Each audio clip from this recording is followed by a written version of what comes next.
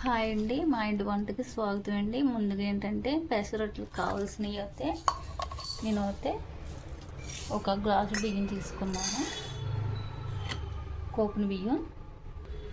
అలాగే పెసరు అదే గ్లాస్ తోటి 2 గ్లాసులు తీసుకున్నాను. ఉండండి, ఇప్పుడు ఒక నైట్ అంతా నానబెట్టేసుకోవాలి.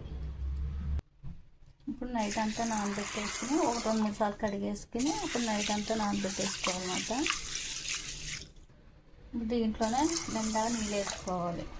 నీళ్ళు సరిపోతే పప్పు నానదు, అందుకనే మనకు నిండగా నీళ్ళు వేసుకోవాలి. ఇప్పుడు దీంట్లో నేను సాల్ట్ వేసి మిక్సీ పడతాను, కొంచెం టీ గ్లాసు నీళ్ళు వేసుకుని.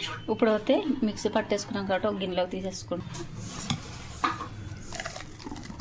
సాల్ట్ కొంచెం తక్కువైనా పర్వాలేదు, చట్నీలు సరిపోతుంది కాబట్టి.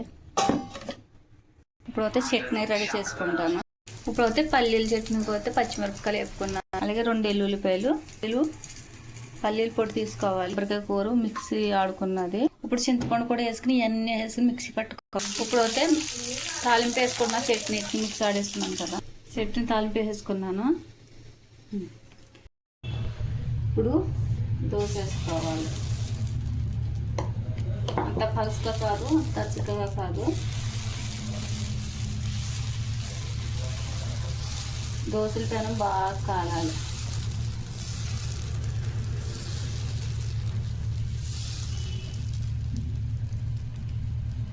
ఇప్పుడు ఉల్లిపాయలు సన్నంగా కట్ చేసుకున్నాను. నేను జీలకర్ర వేస్తలేదు, అలాగే పచ్చళ్ళు వేసాను కాబట్టి.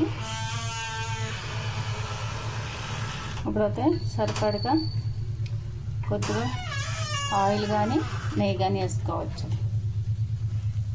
ఇప్పుడు దోశ నేను తిరగేస్తలేదు, చూసారు కదా. పెసరట్టు రెడీ అండి.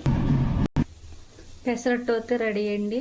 అలాగే పల్లీల చట్నీ, అల్లం పచ్చడి, పెసరట్టు మీరు మీ ఇంట్లోనే ఈజీగా తయారు చేసుకుని తినవచ్చు. మీరు కూడా ట్రై చేయండి నేను చెప్పిన ప్రకారంగా. ఈ వీడియో మీకు నచ్చితే కనుక లైక్ చేయండి. అలాగే మా ఛానల్కి కూడా సపోర్ట్ చెప్పండి.